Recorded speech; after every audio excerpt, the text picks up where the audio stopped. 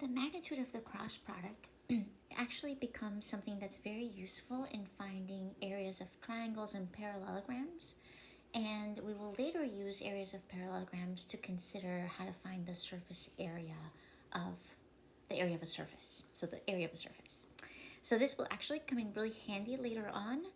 For now, I'm going to hand wave a little bit over the proof of the following theorem. So the magnitude of the cross product, the theorem tells us that if we have two vectors, A and B, in space, the magnitude of their cross product, A cross B, is actually equal to the magnitude of vector A times the magnitude of vector B times the sine of the angle between the two vectors. And here we assume that theta is between 0 and pi. So recall that the dot product is the magnitude of A times the magnitude of B times the cosine of the angle between the vectors. That's the actual dot product, which is a scalar. The cross product itself gives us a vector, and its magnitude will be the magnitude of A times the magnitude of B times the sine of the angle between the two vectors. So I'm going to give a little bit of an overview of the proof, but I'm not going to prove it specifically.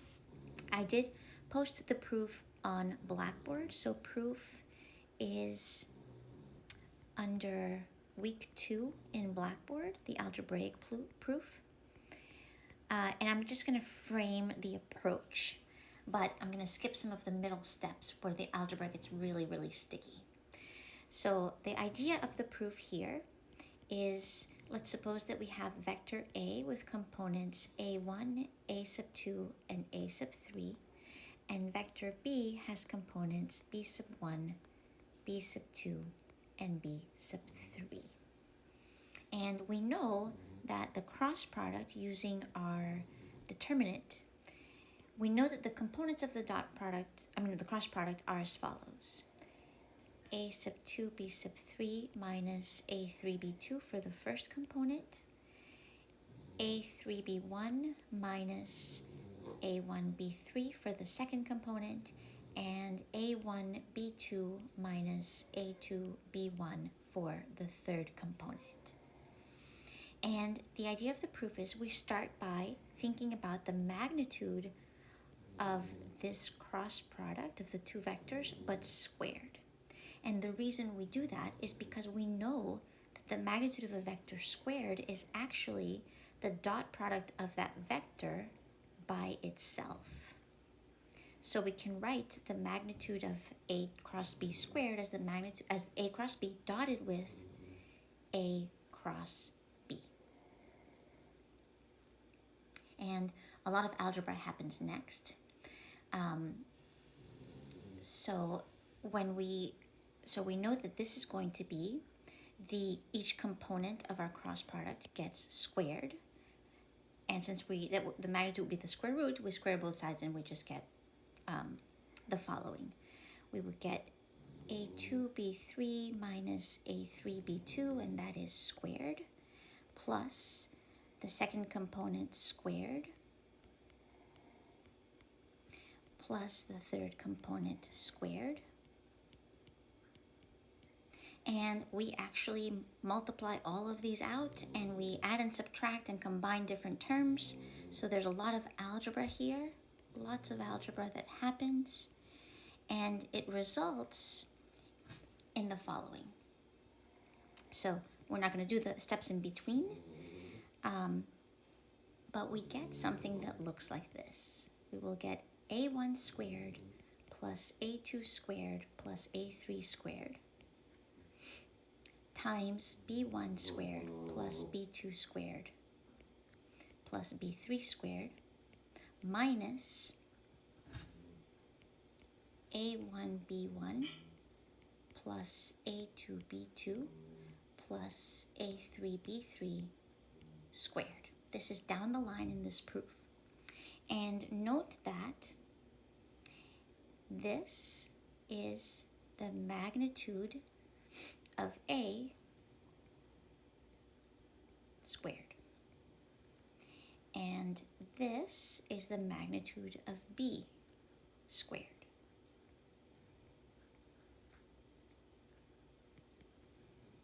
And then we have minus. Note that here we're multiplying corresponding components of a and b and adding. So that is the dot product of a dotted with b, also squared. So we're at the point where we have on the left side, we have the magnitude of a cross b squared. And on the right side, we have this expression. We can replace a dot b here with the magnitude of a squared times the magnitude of b squared times cosine squared theta by the definition of the dot product. And so now we have magnitude a squared here and magnitude of b squared here. And we can, from these two terms, they both have in common the magnitude of a squared times the magnitude of b squared, so I'm going to factor that out.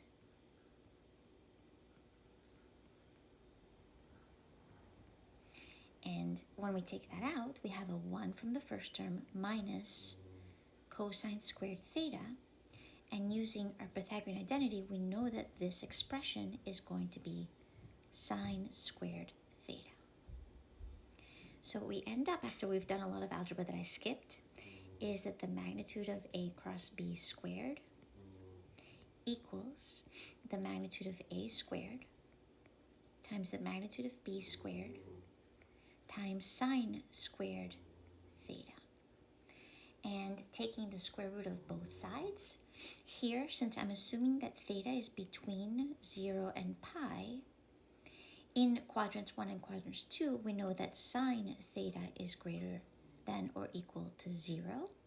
So when we take the square root of both sides, this will just become a cross b is the magnitude of a, magnitude of b, times sine theta. And now we have an expression that tells us what the magnitude of the cross product between two vectors is.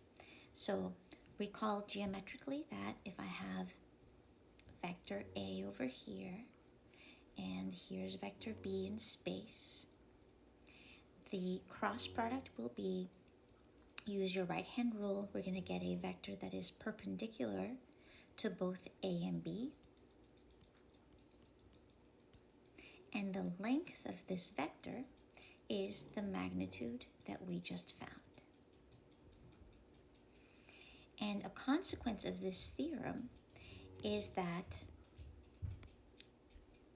since we have that A cross B is the magnitude of A, magnitude of B times sine theta, when theta is 0 or when theta is 180 degrees, which is the same as pi radians, this is when vector A is parallel to vector B. And when the two vectors are parallel to each other, we know that sine theta is going to be 0 because sine of 0 and sine of pi is 0. And that then implies that the magnitude of the cross product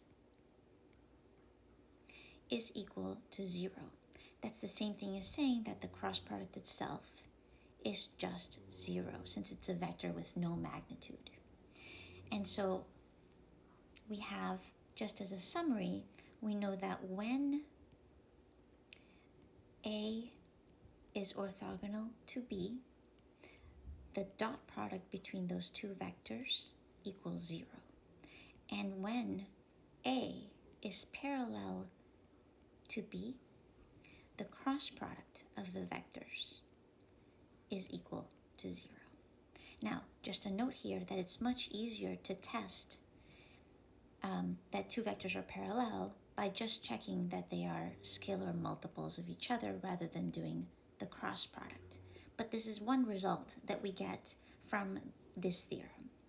So now we know that our finding is that the cross product of A cross B, its magnitude can be expressed as the magnitude of A times the magnitude of B times the cosine of the angle between the vectors,